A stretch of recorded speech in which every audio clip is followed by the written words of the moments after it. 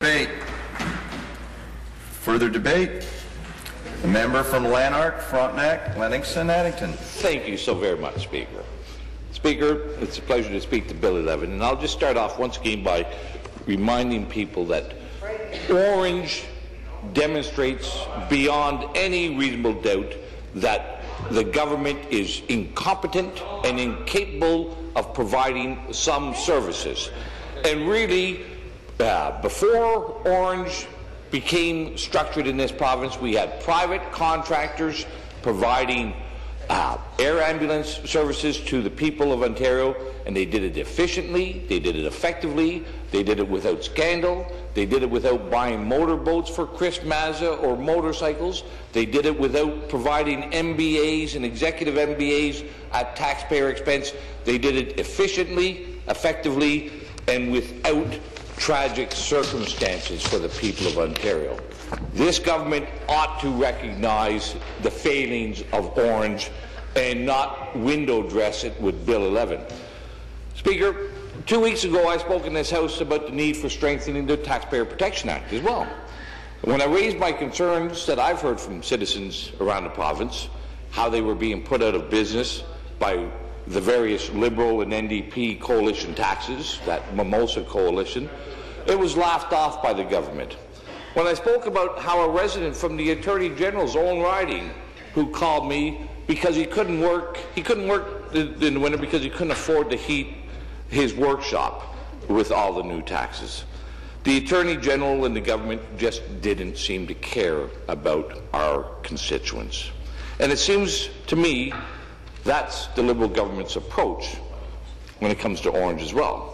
A disregard for the people who are affected by their failed administration.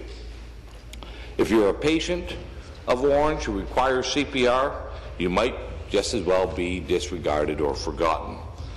I'd like to quote from a Toronto Star story from last January regarding the safety issues with Orange's new helicopters at the time. Dr. Bruce Sawicki finds the helicopters are cramped and medical interiors are a high-risk environment.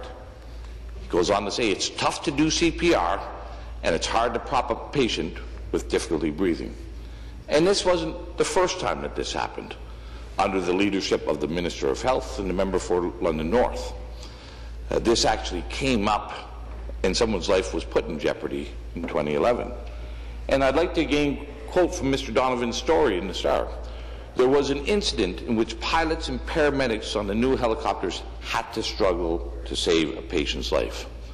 A patient went into cardiac arrest mid-flight, and the paramedics attempted CPR. However, they discovered they could not do it because the patient was pushed toward the chopper ceiling during mid-flight. Under tremendous pressure to save the patient's life, the crew finally figured out a way how to provide some life-saving treatments. Documents describing these problems were sent to Orange head office and to the Provincial Ministry of Health, but no action was taken. Can you imagine being the crew of the helicopter, fulfilling your dream as a paramedic, saving people's lives, and having to deal with that from our province? Can you imagine having a loved one die due to incompetence like that? Unfortunately, there are people who are victims of Orange's mismanagement and the Liberal government's incompetence.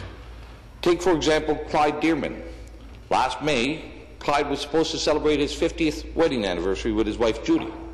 Unfortunately, Judy had to wait 8 hours for Orange to send a helicopter to Barry's Bay from Barry's Bay to Ottawa.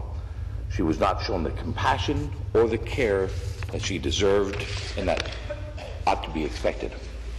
Or just a week prior to that, there was a horrific crash in Stouffville. Orange didn't have enough crews to respond, and there was another victim of their mismanagement. Richard Ribeiro, a married father of a young child, died of his injuries in hospital because he wasn't treated timely or professionally by Orange.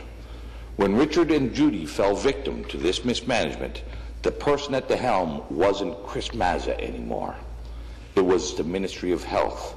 The minister, the same minister today, that had oversight the entire and complete time. And what has been the minister's response to the mismanagement at Orange? Well, at best, you might call it a shrug of the shoulders. Speaker, there's lots of models the minister could have chosen to look at to reform Ontario's air ambulance service. She could have used the example found often, and most often throughout the world, where air ambulances are provided privately, either through charity or at a profit. That is the norm in the world.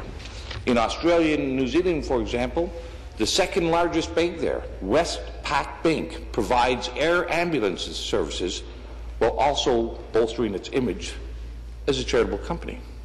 Can you imagine that's a scandal that Westbank would have endured if they didn't buy helicopters large enough for the patients, or how angry the people would be if there was an Australian Judy or a Kiwi Richard who perished due to Westpac's incompetence. But there is another model that the minister could have looked at, Scotland's model. Scotland is one of the few places that has a government-run air ambulance service.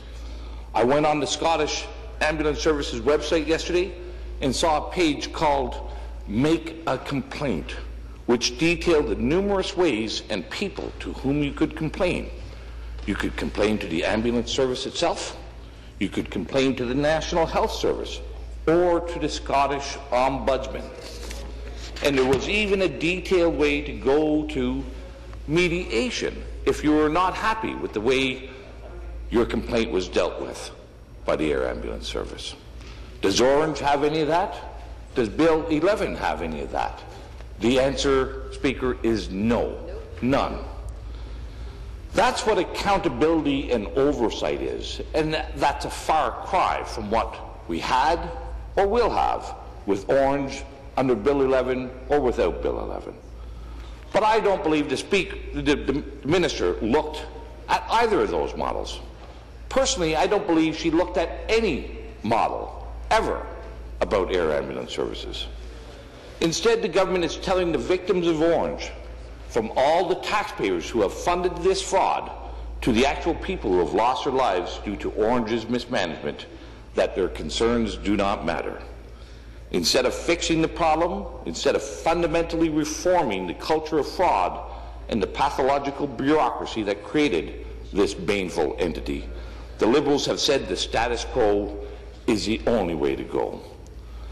Bill 11 is giving ever more power to the Liberal government, but ever more power also to hide from accountability and scrutiny behind their unelected, unaccountable third-party agencies.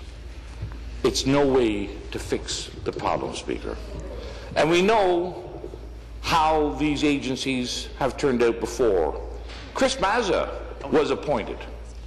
Considering how well that appointment did, I'm sure that it's a wonderful conciliation to those harmed by Orange that the Liberal government will make even more appointments in the future. I know that Bill 11 promises to address this lack of oversight, but we've heard those promises before, and it doesn't seem to me that the people who have contacted me believe it either. After signing a petition to appoint an all-party select committee to investigate Orange, Al from Brockville wrote me to say that, and I quote, "Fraud must be addressed and those involved must be treated as the criminals that they are." Or Rick from Toronto, who wrote me to say, and I quote, "Think of all the work we could have accomplished building roads and bridges if the Liberal government had not wasted billions on e-health, millions on gas plant cancellations, and millions more on Orange, just to name a few." Del from Marrickville wrote me that his concern isn't that Orange is going to be fraudulent again, but instead that, and I quote, "These suits and skirts at the new College of Trades will be just another Orange boondoggle in the making." A common theme and thread has appeared constantly throughout this Liberal agenda, the McGuinty win agenda. And it's this: a minister will sit back and relax, fall asleep at the switch, create an agency to hide behind, and enjoy sipping a mimosa and the parliamentary support from the NDP coalition partners who keep him there. Thank you.